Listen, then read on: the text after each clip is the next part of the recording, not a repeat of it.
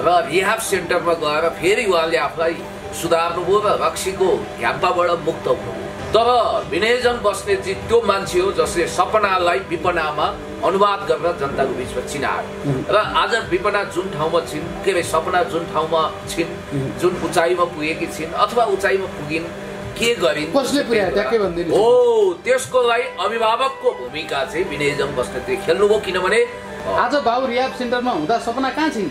सम्मान थाप्दैछिन्, खादा लाउँदैछिन्, तर व्यवहारिसीको लागि को छ त अहिले, कसले गर्ने त भन्ने प्रसङ्ग उठाएको थियो नि, देख्नुभयो नि तपाईँले? त्यो त यस्तो नोबेल पुरस्कार पाइसकेपछि अब मेरो लेखन सिद्धिन्छ कि क्या हो भनेर मिखाइल सोलोखोभ क्वाइट फ्लोज डोन लेख्नेले भन्नुहुन्थ्यो। त्यसै गरी ठुला ठुला सम्मान थापिसकेपछि मान्छेले धरातल बिर्सिनु हुँदैन, आफ्नो व्यक्तिगत जीवन पनि बिर्सिनु हुँदैन भन्ने कुरोमा म स्पष्ट छु। व्यक्तिगत लाइफमा मान्छेको अलिकति उतार चढाव हुन्छ, यसलाई एकदमै ठुलो कुरा चाहिँ हामी अभियन्ताहरूले लिएको छैनौँ होइन। उहाँको पारिवारिक कुरा, व्यक्तिगत आफ्नो कामको कुराहरूले पनि उहाँले खानुभयो होइन।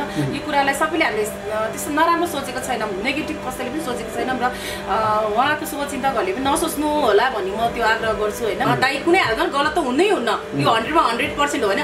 व्यक्तिगत लाइफमा ड्रिङ्क्स गर्न पाइन्छ, आफ्नो पारिवारिक आफ्नो होइन बुढीसँग छुटेर अलग हुनु पाइन्छ होइन। तर यो मौका छोपेर कसैले म उसको बुढी म उसँग बिहा गर्छु होइन, यो गर्छु भन्ने कुरा त त्यो त आएर कसैले गर्छ भने त्यो अरूहरूको गल्ती हो नि त। म छु भनी भरोसा दिलायो साथीले, दिलायो साथीले भने जस्तै पिउँदिन तपाईलाई भने जस्तै अब कहिलेकाहीँ म छु भनेर भरोसा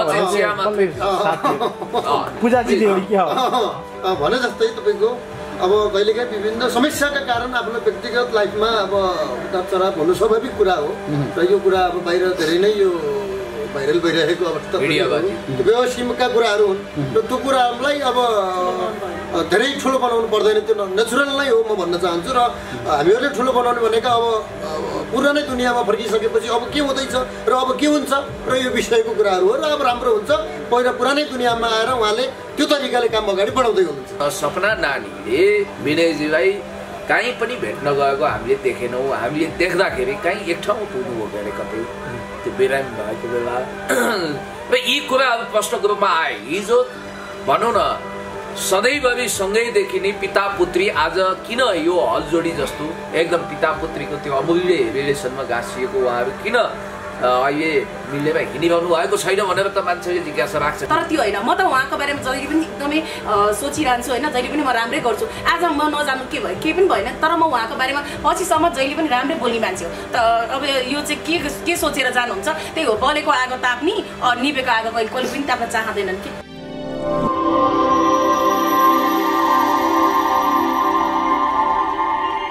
दर्शकवृन्द, बेवारिसेका अभिभावक भनेर चिनिएका विनयजन बस्नेत विगत केही समय अगाडि फेरि रिहाब सेन्टरमा जानुभएको थियो र आज रिहाब सेन्टरबाट उहाँ फेरि सकुशल स्वास्थ्य भएर बाहिर निस्कनु भएको छ र बिचमा धेरै विवादका कुराहरू पनि सिर्जना भएका थिए। अहिले पुण्य गौतमजी हामीसँग हुनुहुन्छ, विनयजीलाई पनि भेटेर आउनुभएको छ। समाजमा थोरै त्यस्ता व्यक्ति छन् जसको परिचयको आवश्यक ठानिन र यसै विषयमा केन्द्रित रहेर आजको भलाकुसारी तपाईँहरूमा जोड्नेछु। तिनैजनालाई कार्यक्रममा स्वागत छ। धेरै धेरै धन्यवाद। म पुण्यजीबाट अलिकति सोध्न चाहेँ, बिचमा विनयजन बस्नेत फेरि मादक पदार्थ सेवन गरेर रिहाब सेन्टर छिरेपछि कतिपयले प्रसङ्ग उठाइरहेका थिए कि सपना रोक्काको कारण विनय त्यता पुगे कि भन्ने प्रसङ्ग थियो। तपाईँ त्यहाँ भेटेर आउनुभयो, के भयो खास, के भन्नुभयो उहाँले, गुनासो के थियो? खास गरी उहाँलाई रिहाब लानु अगाडि उहाँको जुन भावभङ्गीमा देखिएको थियो, जिङ्रिङ्ग कपाल, झुस्स दारी अनि आँखा कैयौँ दिन नसुतेको अनिदो, चिन्तामा परे जस्तो मुखबाट वास्स रक्सी मदिराको गन्ध आएको अवस्था थियो। आज त्यहाँ जाँदा चाहिँ मलाई खुसी लाग्यो, उहाँ फ्रेस हुनुहुँदो रहेछ, चट्ट कपाल काटेको, दारी काटेको, फ्रेस, हँसमुख। हामीलाई त्यही विनयजन बस्नेत चाहिएको थियो जो आज हामीले प्राप्त गऱ्यौँ र म चाहन्छु अब आगामी दिनमा त्यही विनय बस्नेत जो आज हामीलाई रिहाब सेन्टरले जस्ताको तस्तै हामीलाई दियो त्यो विनयजन बस्नेतको निरन्तरता हामी चाहन्छौँ। र मैले आज त्यहाँ उहाँले जब मिडियाको सामु आफूलाई प्रस्तुत गर्नु, मैले पनि उहाँलाई ल अब तपाईँको यो पुनर्जन्म हो, त्यो पनि तेस्रो पहिलो जन्मको पुनर्जन्म। मैले फेरि आध्यात्मिक कुरा गरेको होइन, मैले मेटाफोरिक रूपमा भने प्रतीकात्मक रूपमा पहिलो जन्म विनयजन बस्नेतको मदिरामुक्त, हँसमुख, ह्यान्डसम, सञ्चारकर, कलाकार दोस्रो मदिराले लट्ठ धुत भएर जहाँ पनि ढोका खोल्न फरन हो पोस्टेकी आमा ढोका खोल्न भन्ने टाइपले नारद खतिवटाको गीत सुने जस्तो त्यो खालको बवाली खाता टाइपको व्यक्तित्व तीन पानेमा रम्ने होइन। अब तपाईँको सोमरसमा लट्ठ हुने र रिहाब सेन्टरमा गएर फेरि उहाँले आफूलाई सुधार्नुभयो र रक्सीको ह्याम्पाबाट मुक्त हुनुभयो। पछि फेरि हामीले कस्तो देख्यौँ भने यो जो पछिल्लो घटनाहरू घटे त्यसले गर्दा उहाँलाई पुरानै जिन्दगीमा फर्काइदियो। फेरि उहाँ फेरि मदिरामा लट्ठ भएर अस्ति भर्खर पनि मैले अघि तपाईँलाई निवेदन गरेँ त्यो हालतमा पुग्नुभयो र पाताल प्रवास नर्कमा उहाँ पुग्नुभयो एक हिसाबले।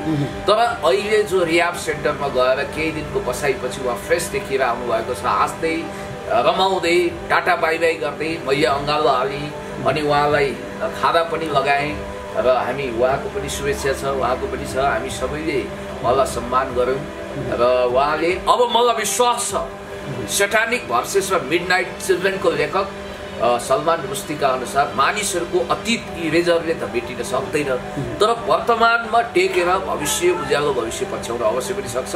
मलाई आशा छ विनयजङ बस्नेत अब नयाँ मान्छे भएर निस्किनु भएको छ। उही विनयजङ जो सडकमा खाना खुवाउँछ, जहाँ गरिब दुखीहरूलाई उद्धार गरिरहेको हुन्छ, त्यही विनयजङ बस्नेत हामीले देख्न चाहेका हौँ। जहाँसम्म अब उहाँको छोरी भनेर जन्मको नभए पनि कर्मको छोरी भनेर हामीले नानीलाई हेरेका छौँ, विपना नानीलाई होइन सपना। तर पुण्यजी जस्तो बाउ छोरीको त्यति राम्रो सम्बन्ध थियो, आज बाउ बिरामी भएर त्यो अवस्थामा पुगेर रिहाब सेन्टरसम्म पुग्दा पनि छोरीको कुनै सहानुभूति देखिएन र अहिले उहाँ त्यहाँबाट रिहाई हुँदै हुनुहुन्छ, स्वास्थ्य भएर निस्किँदै हुनुहुन्छ र पनि छोरीको त्यहाँनिर उपस्थिति नदेखिएकोमा चाहिँ के भन्नुहुन्छ? बिचमा ठुलै खटपट छ।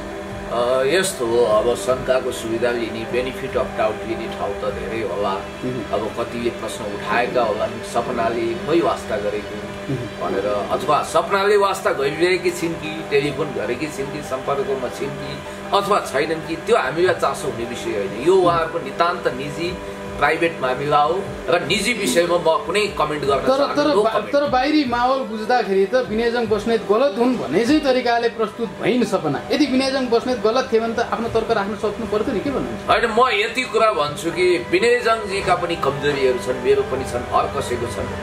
तर विनयजङ बस्नेतजी त्यो मान्छे हो जसले सपनालाई विपनामा अनुवाद गर्न जनताको बिचमा चिनायो र आज विपना जुन ठाउँमा छिन्, के अरे सपना जुन ठाउँमा छिन्, जुन उचाइमा पुगेकी छिन् अथवा उचाइमा पुगिन्, के गरिन्, कसले पुर्यायो ट्याक्कै भन्दिनु हो, त्यसको लागि अभिभावकको भूमिका चाहिँ विनयजङ बस्नेतले खेल्नुभयो। किनभने उनी पनि आफ्नो घरबार टुटेर पढाइ बिग्रिएर +2 को पढाइ बिग्रिएर सडकमा आएर अनि लागु पदार्थको कुलतमा परेकी एउटी नानी जसलाई आज सपना भनेर चिनेका छन्, हाई गरेका छन्, आज सम्मान थाप्दै हिँडेकी छिन्, त्यसको पछाडि उनको आफ्नै पनि भूमिका होला, सबैभन्दा ठुलो भूमिका गरेको चाहिँ। तर यो विषयवस्तुलाई हेर्दा त खाकै थालमा थुकै जस्तो देखिएन, के भन्नुहुन्छ? अब यस्तो हेर्नुहोस्, यो कलियुग हो। कस्तो अलिकति म तपाईँलाई प्रतीकात्मक रूपमा भन्छु, आध्यात्मिक मान्छे त होइन। यो कलिमा चाहिँ कसैको भलो गरिदिनु हो भने नि तपाईँलाई अब्जस आउने खतरा हुन्छ। अनि तपाईँको टाउकोलाई भर्याङ बनाएर माथि गइसकेपछि तपाईँकै टाउकोमा हान्ने चलन पनि हुन्छ। मैले फेरि विनयजङजी र सपनाजीको विषयमा यो कुरा टिका टिप्पणी गरेको होइन, भइरहन्छ नेपाली समाज। नेपाली समाजको यो एउटा प्रवृत्ति हो, नेपाली मात्र होइन, थर्ड वर्ल्ड कन्ट्रीकै विशेषता हो।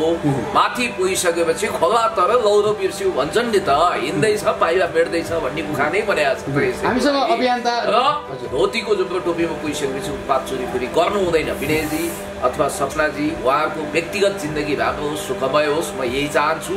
र तपाईँलाई स्पष्ट रूपमा भन्न चाहन्छु, सपना नानीको पनि उत्तरोत्तर भविष्य, राम्रो व्यक्तित्व, उनको उज्जवल भविष्यको म कामना गर्दै एउटा प्रश्न तपाईँमाथि तिर्साउँछु। हिजो घाटमा बाउ छोरी सँगै देखिन्थ्यो, आज बाउ रिहाब सेन्टरमा हुँदा सपना कहाँ छिन्? सम्मान थाप्दैछिन्, खादा लाउँदैछिन्, तर व्यवहारिसीको लागि को छ त अहिले, कसले गर्ने त भन्ने प्रसङ्ग उठाएको थियो, देख्नु भयो नि तपाईँले? त्यो त यस्तो हो, नोबेल पुरस्कार पाइसकेपछि अब मेरो लेखन सिद्धिन्छ कि क्या हो भनेर मिखाइल सोलोखोभ क्वाइट फ्लोज डोन लेख्नेले भन्नुहुन्थ्यो। त्यसै गरी ठुला ठुला सम्मान थापिसकेपछि मान्छेले धरातल बिर्सिनु हुँदैन, आफ्नो व्यक्तिगत जीवन पनि बिर्सिनु हुँदैन भन्ने कुरोमा म स्पष्ट छु। र यति कुरा तपाईँलाई निवेदन गर्न चाहन्छु कि जस्तो अब विनयजनजीले आफ्ना पुराना कामहरू थापिरहेको कामलाई अगाडि बढाउनुपर्छ, त्यसमा हाम्रो साथ सपोर्ट हुन्छ। उहाँका कैयौँ छोरीहरू अहिले पनि उहाँलाई सहयोग गर्नको निम्ति तयार छन्। पवित्राजीहरूले पनि धेरै राम्रो गर्नुभएको छ। अब उहाँसँग जोडिएका अनगिन्ती अभियन्ताहरू हुनुहुन्छ र हामीले उहाँलाई होस्टेलमा हैसे गर्ने हो, उहाँको मनमा पाप छैन। तर यसरी नै जाँदै ल्याउँदै सम्मान पाउने हो भने फेरि पनि विनयजन बस्ने त्यही ठाउँमा पुग्छन् कि भन्ने प्रसङ्ग पनि जोडिन्छ नि, के भन्नुहुन्छ? कुमालेको चक्र जस्तो मेरो पनि एउटा तपाईँहरू फेरि त्यहाँनिर खाता लगाउन जानुहुन्छ कि? सुन्नु न, मेरो पनि एउटा भावुकतापूर्ण कमजोरी के छ भने मलाई नै घात गर्नेहरूलाई पनि सात खत माफी दिइरहेको हुन्छु कहिलेकाहीँ। मैले यो प्रसङ्ग अन्यथा जोड्न खोजेको होइन। म यति कुरा भन्छु कि पिता र पुत्री बिचको सम्बन्ध फेरि राम्रो होस्, झाँगियोस्। पिता पुत्रीको सम्बन्धमा कुनै तनाव र चिसो हिउँ जस्तो नजमोस् र उहाँहरूको सम्बन्ध राम्रो होस्। म विनयजीको पनि भलो चाहन्छु, सपना नानीको पनि भव्य सफलता चाहन्छु। हामीसँग अभियन्ता रमिला कार्की पनि हुनुहुन्छ, उहाँसँग थोरै प्रसङ्ग मैले जोड्न चाहेँ। रमिलाजी, जस्तो अभियन्ताहरूले भनौँ न त्यो एउटा भिडियो त्यतिखेर सार्वजनिक भयो, एउटा अभियान चलाउँछु, देश रूपान्तरण गर्छु, देशको लागि राम्रो काम गर्छु भन्ने व्यक्ति मदिरा सेवन गरेर होइन त्यो पत्रकारमाथि नै दुर्व्यवहार भएको जस्तो देखिन्छ। यो हुँदाखेरि एउटा अभियन्ताहरूलाई कतिको असर पर्छ, तपाईँहरूलाई कतिको असर परेको छ, के भन्नुहुन्छ? यस्तो अब यो असर भन्दा पनि अब उहाँको व्यक्तिगत कुरा पनि थियो होइन। व्यक्तिगत लाइफमा मान्छेको अलिकति उतार चढाव हुन्छ, यसलाई एकदमै ठुलो कुरा चाहिँ हामी अभियन्ताहरूले लिएको छैनौँ होइन। उहाँको पारिवारिक कुरा, व्यक्तिगत आफ्नो कामको कुराहरूले पनि उहाँले खानुभयो होइन। यो कुरालाई सबैले हामीले त्यस्तो नराम्रो सोचेको छैनौँ, नेगेटिभ कसैले पनि सोचेको छैनौँ र उहाँको शुभचिन्तकहरूले पनि नसोच्नु होला भन्ने म त्यो आग्रह गर्छु होइन। उहाँको त्यस्तै छ, विगत आफ्नो पारिवारिक कुरा पनि छ होइन। अब उहाँको वाइफ, उहाँको भनौँ न अब छोरी बाहिर हुनुहुन्छ होइन, र डिभोर्स पनि भएको छैन दाइको है, व्यक्तिगत लाइफमा गर्ने हो भन्दा। अनि यो कुरा चाहिँ कस्तो भने उहाँ मिल्न पनि सक्नुहुन्छ नि त, पछि आफ्नो वाइफसँग मिल्न पनि सक्नुहुन्छ। उहाँको छुट्टै पाटो होला होइन, बिचमा उहाँसँग जोडिनु भएको जति पनि दिदी बहिनीहरू हुनुहुन्छ उहाँहरूले पनि अलिकति नेगेटिभ सोच दिनुभयो कि उहाँलाई।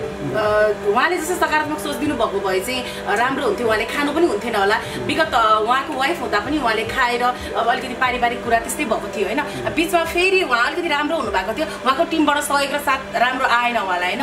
त्यही भएर पनि यो चाहिँ पटक पटक भइरहेछ। त्यही कारण उहाँसँग टिममा जति पनि जोडिनु भएको छ उहाँहरूलाई चाहिँ म के आग्रह गर्छु भने उहाँलाई चाहिँ सम्हालिदिनु र होइन, उहाँको कामलाई पनि सम्हालिदिनु, उहाँलाई प्लस पोइन्ट गर्दै लानु होइन। तपाईँहरू सबैजनाले भन्छु कि यदि अब सक्नुहुन्न भने उहाँको घरमा होइन, मैले भन्छु कि उहाँको घरमा चाहिँ नबस्दिनु, लेडिजहरू नबस्दिनु बरु होइन। यो प्रश्नै उठ्दैन, म भन्छु कि प्रश्नै उठ्दैन। बाहिरबाट सपोर्ट गर्नु, साथ दिनुहोस्। अब भोलिको दिनमा अहिले सपनाको कारणले यताउति भन्ने कुराहरू धेरै आइरहेको छ, देश विदेशबाट पनि धेरैले सोध्नु भएको छ होइन। त्यही भएर उहाँको कुरालाई पनि अलिकति नराम्रो चाहिँ हल्ला भइरहेछ बाहिर पनि भित्र पनि। यो बिचको खटपट हेर्दाखेरि सपनाजीले पनि एउटा स्टाटस लेख्नु भएको थियो, मलाई पनि बोल्न आउँछ, समय आउँदैछ कि भन्ने किसिमको एउटा भाव प्रकट गरिसकेपछि बाउ छोरी बिचको सम्बन्धमा अलिकति खटपट देखियो होइन। तर अर्कोतर्फ एउटा हेर्दाखेरि विनयजन बस्नेत गलतै हुन्छ भन्ने प्रसङ्ग पनि छ, के भन्नु? यो त गलत त मलाई त कुनै हालतमा गलत लाग्दैन है। उहाँ दाइ कुनै हालतमा गलत त हुँदै हुन्न, यो 100मा 100% हो होइन। व्यक्तिगत लाइफमा ड्रिङ्क्स गर्न पाइन्छ, आफ्नो पारिवारिक आफ्नो होइन बुढीसँग छुटेर अलग हुनु पाइन्छ होइन। तर यो मौका छोपेर कसैले म उसको बुढी म उसँग बिहा गर्छु होइन, यो गर्छु भन्ने कुरा त त्यो त आएर कसैले गर्छ भने त्यो अरूहरूको गल्ती हो नि त, दाइको त्यसमा केही पनि गल्ती छैन। जस्तो यतिखेर भनौँ न धेरैले खोजिरहेका थिए सपना र विनयजनकै कुरालाई लिएर, सपनाले केही कुरा त बोल्छिन् होला नि भन्दा सपनालाई न घाटमा भेटियो न उहाँले कुनै आफ्नो एउटा अभिव्यक्ति राख्नुभयो। यही मिडिया मार्फत सपनाले हेर्दै हुनुहुन्छ भने सपनाले के भन्नुहुन्छ? घाटमा गएर त्यही व्यवहारिसेहरूलाई भनौँ न हिजो जुन ठाउँबाट उहाँले एउटा प्लेटफर्म पाउनु भएको छ, जुन ठाउँको लागि उहाँलाई देश विदेशबाट सहयोग आएको छ, त्यो ठाउँमा उहाँलाई नदेखिसकेपछि यो प्रसङ्ग उठिरहेको छ, के भन्नुहुन्छ सपना? अब यो त उसले आएर यसमा चाहिँ कि प्रश्न गरिदिनु पर्यो, घाटमा आएर काम गर्ने हो कि नगर्ने हो होइन। उसले भनिदिनु पर्यो कि सबै 3-4 करोड नेपाली जनताहरूलाई चाहिँ भ्रममा नपारिदिनु भन्छु कि नानीलाई म, किनभने उसले आएर प्रश्न स्पष्टीकरण दिन सक्नु पर्यो विनयतालाई राखेर। अब मेरो काम यति नै हो, मैले 1 वर्ष उहाँलाई साथ दिएँ, अब मैले सकिनँ, तपाईँहरूले मेरो अनुहार हेर्न सक्नुहुन्न, पाउनुहुन्न घाटमा, म अर्को थर्ड पर्सन कुनै काम गर्दैछु भने कि भन्नु पर्यो, कि आउँछु भने आउँछु भन्नु पर्यो होइन। हामी कसै अभियन्ताहरूलाई पनि र कसै अरू जनताहरूलाई पनि यो भ्रममा नपारिदियोस्, यो कुराले चाहिँ झन् विनय दाइले चाहिँ दिन प्रतिदिन प्रश्नहरूले गर्दाखेरि उहाँ झन् मदिरा सेवनमा झन् एकदमै धेरै नै लाग्नुहुन्छ र लाग्नु अझै पनि मलाई उहाँ चाहिँ इम्प्रुभ हुन्छ जस्तो मलाई अझै मनमा लाग्दैन कि यो कुराहरू धेरै आउँछ, प्रश्नहरू अझ धेरै उठ्छ होइन। आएर सपनाले चाहिँ भनिदिनु पर्यो प्रष्ट, काम गर्छु भने काम गर्छु घाटमा, काम गर्दिनँ भने चाहिँ म काम गर्दिनँ, म अर्को फिल्डमा हिँडेको छु भनेर उसले प्रष्ट गरेपछि अलि दिन गाह्रो हुन्छ होला। अलि दिनपछि त उहाँले सबैले सम्झाउनुहुन्छ या के अर्को कोहीहरू बहिनीहरू ल्याएर काम गर्नुहुन्छ नि त। म त त्यो भन्न चाहन्छु। हामीसँग नेपाली चार्ली भनेर चिनिने कलाकारको सम्मान गर्दै उहाँसँग थोरै कुराकानी मैले जोड्न चाहन्छु। चार्लीजी, विनयजङ बस्नेत यतिखेर रिह्याब सेन्टरबाट फर्किनु भयो होइन, अब फेरि आफ्नै कामलाई निरन्तरता दिनुहुन्छ होला, फेरि पनि त्यस्तै घचाकघुचुक परेर फेरि रिह्याब सेन्टरमा भेट्नु पर्यो भने चाहिँ के हुन्छ? एउटा नाटकै बन्छ? अब त्यस्तो घचाकघुचुक नहोला जस्तो मैले अब चाहिँ महसुस गरिरहेको छु, किनभने अब बिचमा जो भयो उहाँलाई अब कुनै तनाव पीडा अब एउटा कुरा के छ भन्दाखेरि पिउँदिन भन्दा भन्दै पिलायो साथीले भने जस्तो पिउँदिन भन्दा भन्दै पिलायो साथीले म छु भनी भरोसा दिलायो साथीले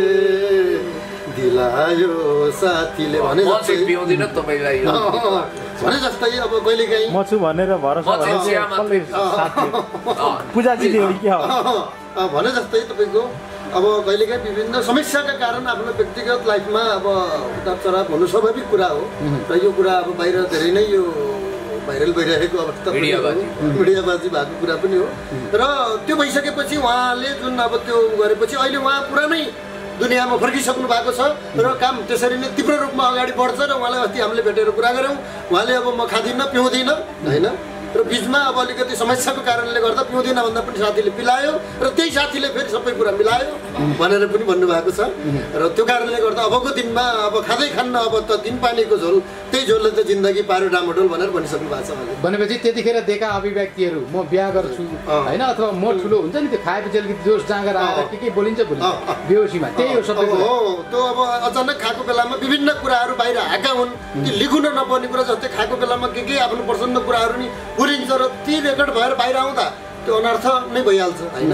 र त्यो भएको हुनाले म यसमा के भन्छु भन्दाखेरि अब यो खाएको बेलामा बोलेका कुराहरू कति गडबड हुन्छ, कति नभएका कुराहरू हुन्छ, कति के हुन्छ, अब ती स्वाभाविक बेहोसीमा हो त्यो बेहोसीका कुराहरू हुन् र त्यो कुराहरूलाई अब धेरै ठुलो बनाउनु पर्दैन, त्यो नेचुरल नै हो म भन्न चाहन्छु। र हामीहरूले ठुलो बनाउने भनेको अब पुरानै दुनियाँमा फर्किसकेपछि अब के हुँदैछ र अब के हुन्छ र यो विषयको कुराहरू हो र अब राम्रो हुन्छ पहिला पुरानै दुनियाँमा आएर उहाँले त्यो तरिकाले काम अगाडि बढाउँदै हुनुहुन्छ। हामी कार्यक्रम अन्त्यमा छौँ, म पुण्यजीसँग थोरै कुरा जोड्न चाहेँ। जस्तो पुण्यजी अब अहिले विनयजी आइसक्नुभयो, सम्भवतः भोलिदेखि आफ्नो कामलाई निरन्तरता पनि दिनुहुन्छ होइन दिनको लागि, तर बाउ छोरी मिलेर जाँदा राम्रो हुन्छ अथवा विनयजीले आफ्नै तरिकाले काम गर्नुपर्छ अथवा के छ, के भन्नुहुन्छ? फुटेर होइन जुटेर अगाडि बढ्नुपर्छ भन्ने हाम्रो स्पष्ट मान्यता हो, मिलेरै जाने राम्रो हुन्छ। तर अब यस्तो हुन्छ मानव उहाँहरू सहकार्य गर्ने स्थिति आएन, आफ्नो बाटो तताउनु हो भने तपाईँलाई थाहा छ नि पंक्षी जब बचेरा हुन्छ त्यसको पखेटा पलाएको हुँदैन, जब पखेटा पलाउँछ मुर्र उडेर स्वच्छन्द आकाशमा कावा खान पुग्छ।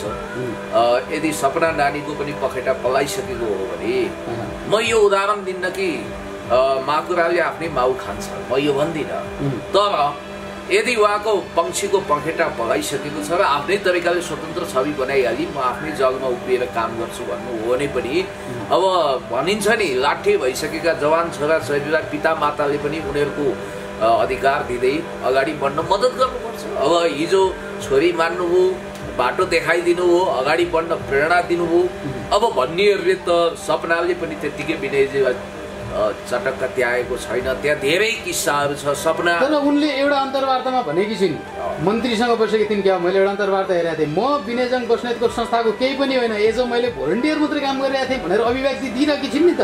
अब यो भित्री कुरो एकदमै सुलसुल गरेर त्यहाँभित्रको क्षेत्रान्वेषण गर्ने त्यो खालको सुलसुले प्रवृत्ति ममा छैन, तर मिडिया कर्मीहरूले यसको माइक्रो अन्वेषण गरेका हुन्छन्। मलाई जहाँसम्म लाग्छ अब कतिपय ठाउँबाट कुरा चुइएको छ, धेरै छ। अब भावनामा आउँदा पिता पुत्रीको बिचमा कहिलेकाहीँ अब तितो पिरो भयो त म भन्दिनँ, यसो तातो चिसो केही भयो कि, अथवा पिता र पुत्री को बिचमा भावनात्मक रूपमा हुस्सु कुहिरो लाग्यो कि अब त्यहाँ कुहिराको काग भएर हामी रुमलिनु हुँदैन। त्यसकारण अब किन भनौँ न सपना नानीले विनयजीलाई कहीँ पनि भेट्न गएको हामीले देखेनौँ। हामीले देख्दाखेरि कहीँ एक ठाउँ पुग्नु हो गरे कतै त्यो बिरामी भएको बेला र यी कुराहरू प्रश्नको रूपमा आए। हिजो भनौँ न सधैँभरि सँगै देखिने पिता पुत्री आज किन यो हलजोडी जस्तो एकदम पिता पुत्रीको त्यो अमूल्य रिलेसनमा गाँसिएको उहाँहरू किन अहिले मिलेर हिँडिरहनु भएको छैन भनेर त मान्छेले जिज्ञासा राख्छन्। किनभने तपाईँ र म ज्यादै मिल्यौँ र छुट्यौँ भने त राख्छन् भने पिता र पुत्रीको पवित्र सम्बन्ध हो त्यो। खबरदार यस्तो पवित्र सम्बन्धलाई हिलो छाप्ने गरी कसैले पनि टिक्का टिप्पणी नगर्नु। मैले अश्लील तवरमा व्यक्तिगत टिक्का टिप्पणी क्षुद्र टिप्पणी विनयजी माथि र सपना माथि पनि गरेको देखेँ। उहाँहरूको चरित्र माथि नै हिलो छापेको, पिता पुत्रीको पवित्र सम्बन्ध नि धुमिल हुने गरी हिलो छापेको त्यो पनि देखि। त्यस्तो नहोस् भन्ने म चाहन्छु। कसैले पनि त्यसो नगरौँ। त्यो सम्बन्ध पवित्र गङ्गा जतिकै पवित्र छ। र यति कुरा म तपाईँलाई भन्न चाहन्छु कि कुरा काट्ने र कुरा काट्ने अवसर हामीले दिनु हुँदैन। विनयजीको हकमा म यति भन्छु कि उहाँ असल बाटोमा लाग्नुहुन्छ। सपना नानी पनि असल बाटो पछ्याउँदै अगाडि बढ्नुहुन्छ। मिलेर जानु सबैभन्दा राम्रो। मिल्न सक्नु भएन भने पनि अब उहाँ बिचमा द्वेष कटुता शत्रुता छैन मेरो विचारमा। त्यस्तो नहोस् पनि न्युट्रल गियरमा सम्बन्ध हुन्छ नि ठिकै छ औपचारिक। तपाईँ आफ्नो बाटो अगाडि बढ्नुहोस्, खुसी हुनुहोस्। तपाईँलाई जे गर्दा खुसी मिल्छ बुवा तपाईँ त्यही गर्नुहोस्। छोरी तिमीलाई जे गर्दा खुसी मिल्छ तिमी त्यही गर भन्ने आफ्नो बाटो लाग्ने। अब बिचमा काग कराउँदै गर्छ, पिना सुक्दै गर्छ, कुकुर भुक्दै गर्छ, हात्ती लम्किँदै गर्छ। कुत्ता भुक्ते हजार हात्ती लम्के बजार पाल मतलब अरूको विषयमा अरूलाई के मतलब खुट्टा तान्दै गर भन्ने गीत सुन्ने बस। रविलाजी जस्तो मान्छे अस्पतालमा छटपटाइरहेको हुन्छ त्यतिखेर कुनै पनि अभियन्ता त्यो ठाउँमा पुग्दैनन्। जब अस्पतालबाट निको हुन्छ नि उसलाई काँध हाल्न हजारौँ अभियन्ता पुगेको देखिन्छ।